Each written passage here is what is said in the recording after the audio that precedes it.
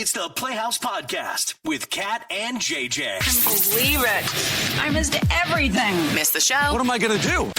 Check out the Daily Podcast. A lot of people chase that thrill, right? You want to go skydiving or bungee jumping. But honestly, what is the scariest thing you've ever done in your life? We asked that question Monday morning during our live show. Had some amazing responses. They're coming up in a couple seconds in the podcast. Here we go. I love the morning show. So last week, one of the boys I coach on our high school baseball team had asked me, we were just in the middle of practice, and he's like, what's the scariest thing you've ever done, coach? And immediately, my head, I went skydiving. And then I had this really weird flashback. When I was 15, I had taken an EMT class in high school. It was like a first responder class. Mm-hmm. And as part of this class, we got to do like an overnight at Hennepin, the hospital. Okay. Because the guy that was teaching the class, his son had gone on to be a doctor, and he worked in the ER. So while he was there, different chunks of our class could be in the ER. Fast forward like half a year, we're at a baseball tournament. We're coming home on a Friday night, and we're out in the middle of nowhere, and we come across an accident from a dirt road to a gravel road. And I knew both the people in the accident. One was that doctor, that ER doctor. Yeah. And the other one was a farmhand of a girl I was dating. And they were both dead? No, the doctor survived. Okay. But as I got to the car, I recognized him. And, you say, are you okay? And he said, yeah, I'm pretty sure my shoulder is out of joint, and I think I cracked some ribs. But he did the assessment on himself, right? And he's like, but please check on the other guy first. And my dad had gone to that vehicle, which was rolled over in the ditch and steaming, and with all his military training, my dad, he was just white in the face. Oh. And this guy clearly was really, really messed up. And so I immediately got him out, and I'm doing CPR on this guy, and he didn't make it. And that's so it's difficult, and it's weird when it's somebody Like I had spent time with this guy. I knew he was a good man. And you were dating his daughter? He worked on the farm. Oh, got it. That this girl owned. So it was really kind of like her uncle. Like these guys were super close. And knowing that he had a wife and a young family, like 3 young kids, and he was less than a mile away from home, and all this stuff is going through my head, and he didn't make it. And then I started thinking about that, and I'm like, well, I'm not going to tell some high school kid that I had to do CPR on a guy that didn't make it, right? But it made me start thinking about what's the scariest thing because so for me, by far, that was the scariest thing. But like the training you get, you just go into instinct. And you just want to save someone's life. And he was, I'm sure he was dead on impact. But what's the scariest thing that you've ever done? Well, mine is way less heroic, but it was staying overnight at that haunted hotel. And this weekend, I was like, I kind of want to do that again. Me and my ghost shows, I always watch them. And I remember we did the investigation in the basement. And it just, there was a thickness, there was something to it. And then I had a very uneasy night of sleep. But for some reason, I want to go back and do it. What do you think is going to happen? I don't know. Well, the worst thing that could happen is that a spirit could connect itself to me and then I could bring it home. So that would be the worst case scenario. Yeah, but it'd be nice to have somebody around. Best case scenario, you experience a little bit of the afterworld and then you have some stories to take home with you. But I would say that that's the scariest because when you can't see something, that is scary. Nathan texted in on your story, JJ. I had to perform CPR on my mom and she didn't make it. Oh, my God. That is heartbreaking. I was thinking last week I had one of the ball players I coach asked me, what's the scariest thing you've ever done? And I'm like, I'm not that kind of guy where I'm like, I always find myself in a scary spot. But I did have to do CPR on a guy that didn't make it. And I knew who he was. And that was like when I thought about it. Skydiving there was a guy strapped to my back and he had young kids. So I was pretty sure he wasn't going to die and he had done it a whole bunch of times. But when you're thrust into a position where you get just really uncomfortable, that's what I wanted to take stories on this morning. How about this text from Tim? I responded to a domestic assault with my partner. The suspect was locked in a room. He finally ran out and stabbed my partner in the chest. After the threat was eliminated, I had to care for my partner. Wow. I mean, that's where all the training goes into work, right? But still, this is somebody you genuinely care about. All you want, but as like a human, you just like, you pray every day when you get up and go on the force that nothing like that happens. But I mean, it's always a possibility. Unbelievable. Hey, Paul, what's the scariest thing you've ever done, man?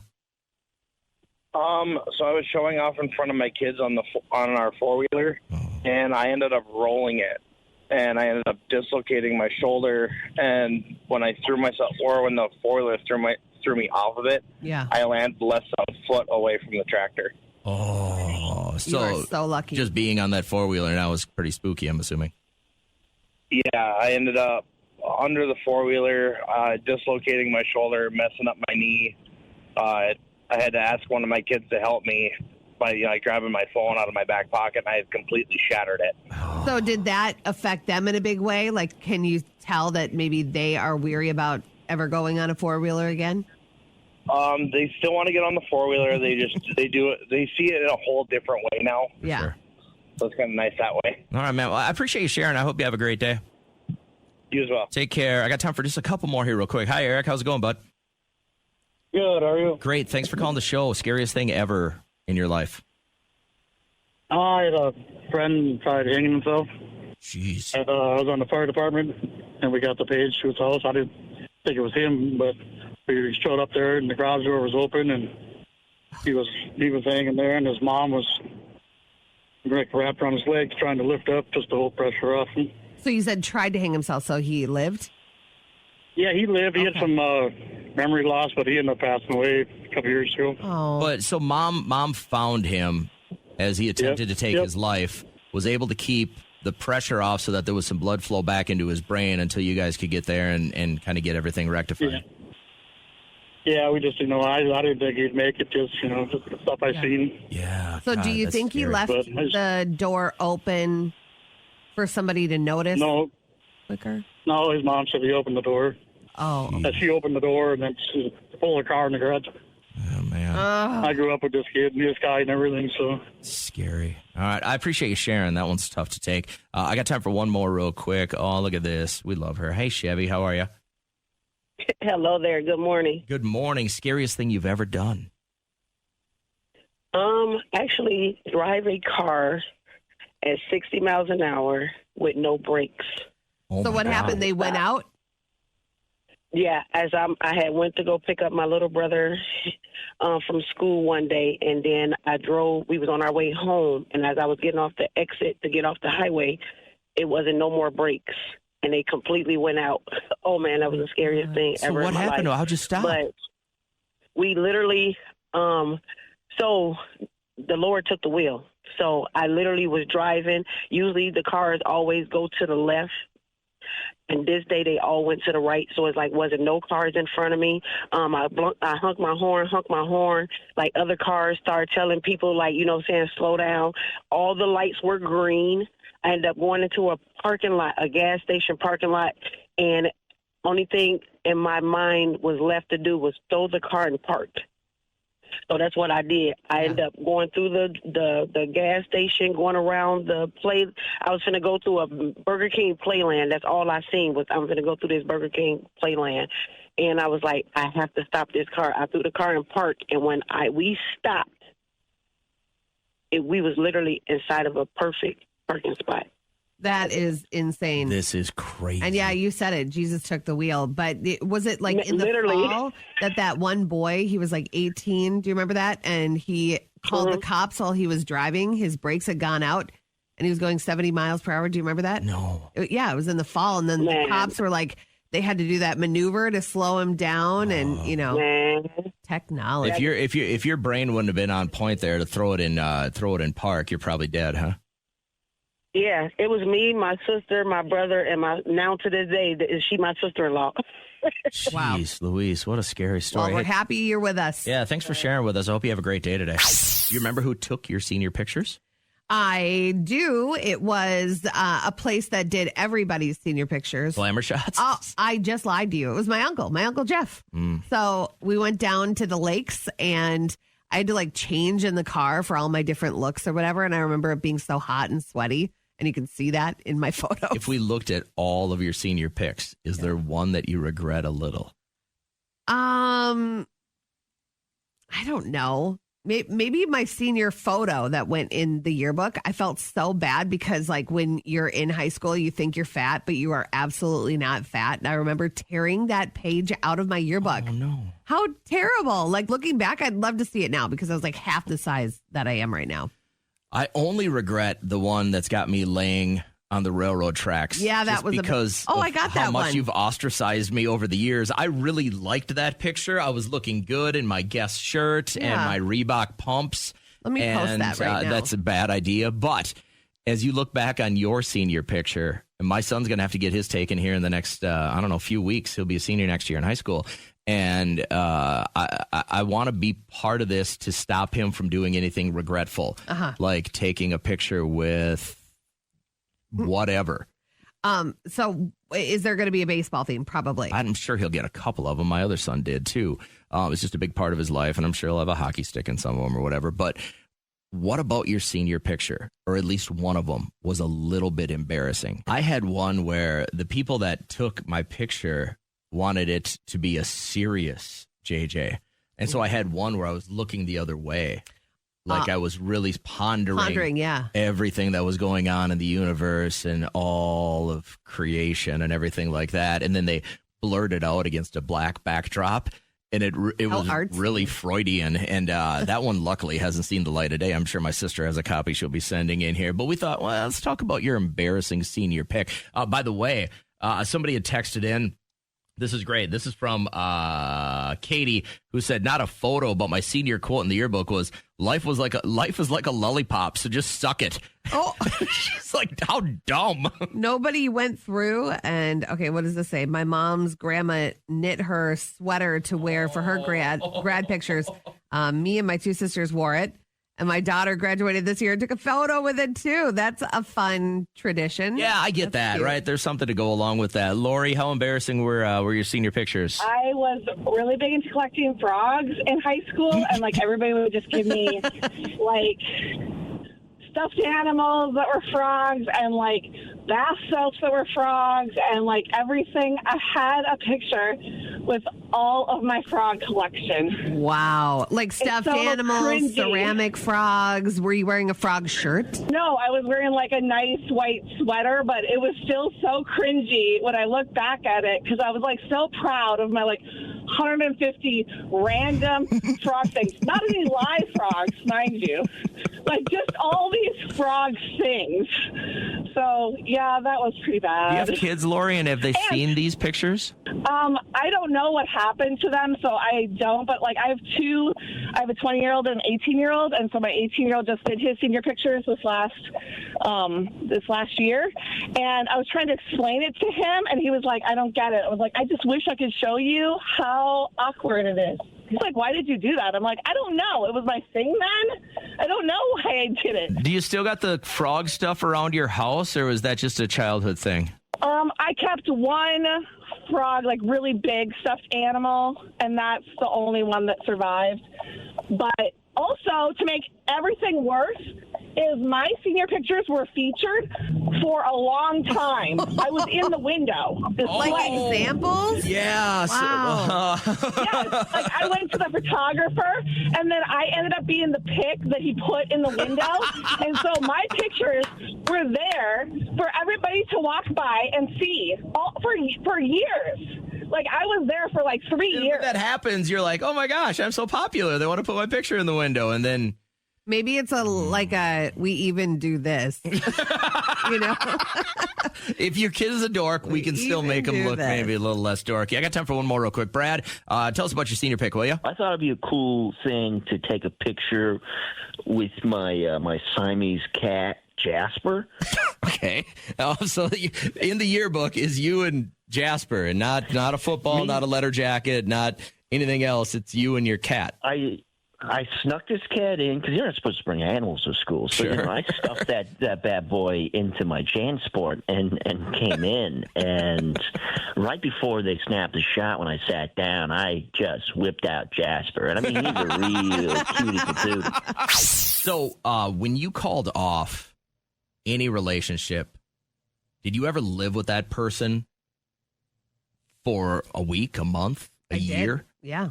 How awkward was that? One of the times that Chris and I broke up, we lived together, and so I moved in. We had a spare bedroom, and I just moved all my You said, stuff I'm in leaving there. you, and you went I'm next walking door. across the living room, and I'm leaving you for good until I see you in the kitchen in 10 minutes. Was it But awkward then when you'd see him? Yes, it was very awkward.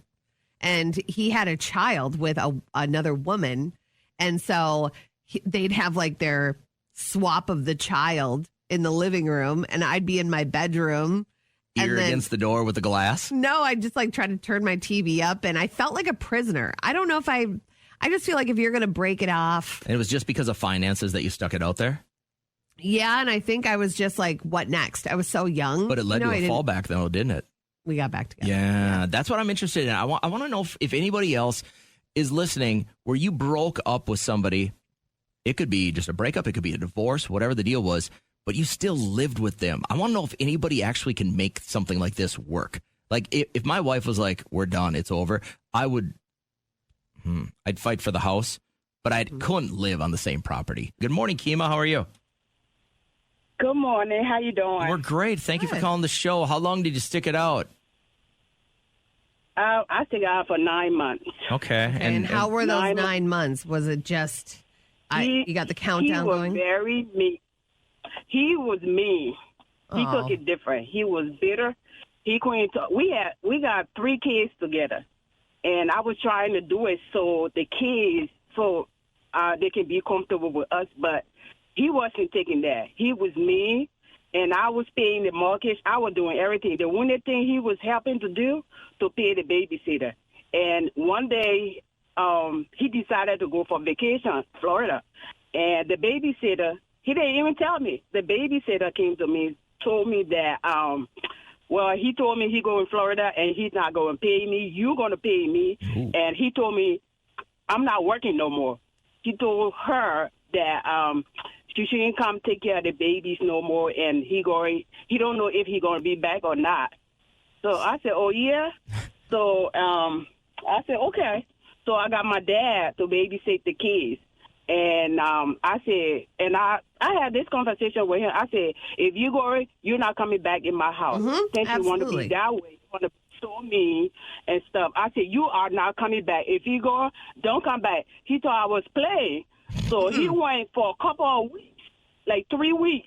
Now, I didn't have no babysitter, and he just left me there. So my dad helped me out. When he came back, his stuff was packed up. I said, you need to go. Good for you. Good for you. That 9 months was crazy, though, huh? Yeah, that's how I got him out. If you and Derek decided to get a divorce, could you live with him after the relationship was over? If our child was still in the house, he would just move to the basement. Not that I've given any thought to this. But it's like, I would hate to uproot my kid's life and have him live in 2 separate places when I can get over myself and allow him to live with both of us. I'm just curious as to how many people still lived with their ex after you knew it was over. And was it just kind of based on finances? What was the situation? How's Dominique doing today? I'm doing great. How long did you live with this fool? I still live with him. Is he by you right How now? long has this been going on, Dominique? So we broke up, and actually we're back together, but yeah, we broke up, and for 4 months, like, we lived in separate rooms, didn't really talk to each other or anything like that, unless it was about bills or something like that, or kids, because we have kids. So, other than that, like, we didn't do, and, like, it was awkward the first month, you know, like, we all just kind of stayed in our rooms separately. Like, we didn't come out or anything like that. Let's have to go to the bathroom or something. Did you notice the kids being affected by this whole thing? Because just creating an awkward environment like that. Yeah, it did, but the kids got closer because they were going through it together. Yep. Okay. So help me out here. Are you still with him? Like, is this rekindled, or are you not together? Yeah, we rekindled and stuff. So, yeah, we're working on it. You know, it depends on the people and the situation, I think. For sure. Okay. I mean, if it wasn't an abusive situation or nobody was cheating or felt disrespectful, it was just a part where y'all needed time to grow, especially if it was a relationship that was really fast, because our relationship was super fast. Yeah. And then we moved in, and so now when you move in with everybody, you know all their courts. Well, it's a lot of pressure right away then, too, and if you're not ready for all that. Yes. Yeah, But that's so mature to say, listen, we have young souls involved in this whole thing. And if there wasn't like adultery or, you know, bad things happening with money or abuse and stuff, and you say, you know, we could probably work on this, it's for the better. And I'm glad you guys did that. That's great. Yeah, I'm glad it's working out for you. Thanks for checking in. I really appreciate your story. I hope you have a great morning. I got time for maybe one more call here real quick. Hi, Brittany. How you doing? Good. How are you? Great. Thanks for asking. How long did you end up living with somebody after you broke up? So I am still living with my ex-husband, and it's been about a year now, and we are finally just getting to the point of looking at separating households. Okay. And a year. Yeah. What took you so long? We wanted to make it through the school year. So we have an older son that has some challenges and doesn't feel a little change. And so we wanted to make it through the school year and kind of give the summer as a transition here. So who's moving out? Yeah. We're selling the house and moving in two different directions. Gotcha. Probably trying to stay close for your son, though? Like close in like same town, probably? Yeah, yep. We're going to stay in the same school district and everything, just separating households.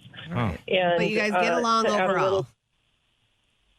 Absolutely. It's very amicable, but to add a little bit of complexity, a couple months ago, my boyfriend also moved in, and my ex-husband's girlfriend comes to visit on the weekends. So, dang.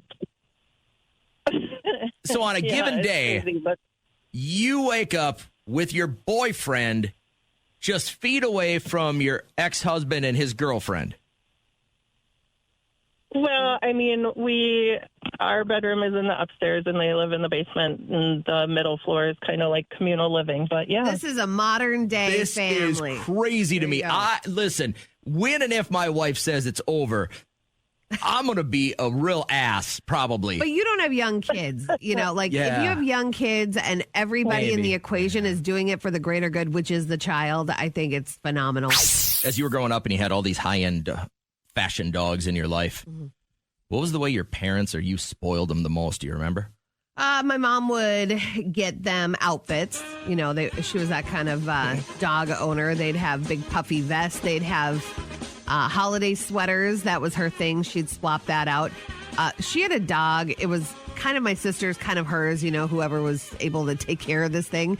But the name was Connor, and it just a little yippy dog. And they had these wigs that they would put on him. Like Bruno Mars? Well, no, it was like, one was like the curly haired, like from Little House on the Prairie, that kind of hair. And it had its own like to-go suitcase that they'd just put all the costumes in. So, and she'd get the stockings filled with all the stuff from PetSmart, and it was her thing. It was our golden doodle Addison's 6th birthday yesterday. And so my wife had to get it like extra toys and chewables and stuff like that. But over the weekend, I learned that my neighbors, Kim and Tara, by the way, Kim, not a lesbian, not Asian, just a guy named Kim. When they grill out, they grill an extra steak for their dog. They can. They don't have any kids. That's their kid. Like they just live for this. I'm under the impression that the dog gets any scraps, or if you cut the fat off your meat, the dog gets that. Or if it's a big enough bone, you let the dog chew on the bone for a while. As the main grocery shopper in our family, that would be very expensive. I don't even get the humans in our house right now steaks because of how expensive they are. But when I learned that over the weekend, I was like, and it was dangerous because my wife loves this dog so much. And then I grilled out last night, and I was waiting. I was waiting for her to say, "Did you grill one for Addison?" And she didn't. Cody, what do you? First off, what kind of a dog do you have? So I got 2 pocket beagles. Pocket beagles? So what, they're little beagles? Yeah, they're smaller than average. Cute. Okay. And first off, what are their names? Let's talk about them. We got Macy and Willow. Okay. And what do you specially make for Macy and Willow? So we specially take a trip down to Sheboygan, Wisconsin, go fishing, and then we come back and we make them salmon and trout. Wow. And do they know that you've left for this trip, and then when you come back, they're getting big treats? I'm assuming so. They get pretty excited when they see the bag. The price of delicious salmon at a place I go to get groceries has gone up by $10. So you're going to go ahead and catch a salmon, which is prime protein for you as a human, and give it to your dogs that lick their butts. Like, you're good with that. Yeah. Okay. No questions. Are they your babies? I was going to say, do you have kids, like human kids? Yeah, I got 2 younger children. Okay. Okay. And who do you love more, the kids or the dogs? That's a tough one. Probably my kids, though.